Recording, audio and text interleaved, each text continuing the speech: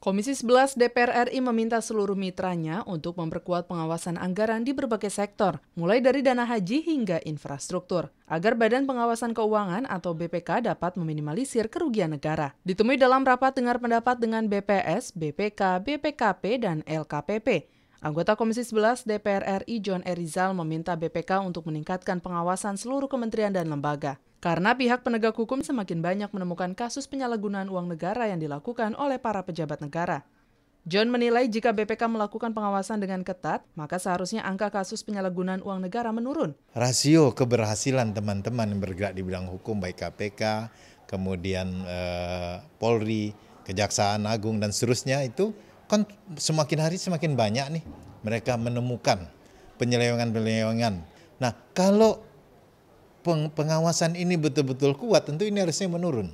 Sementara itu, anggota Komisi 11 DPR RI Elviana meminta BPK untuk melakukan pengawasan menyeluruh, seperti dana haji yang digunakan untuk infrastruktur.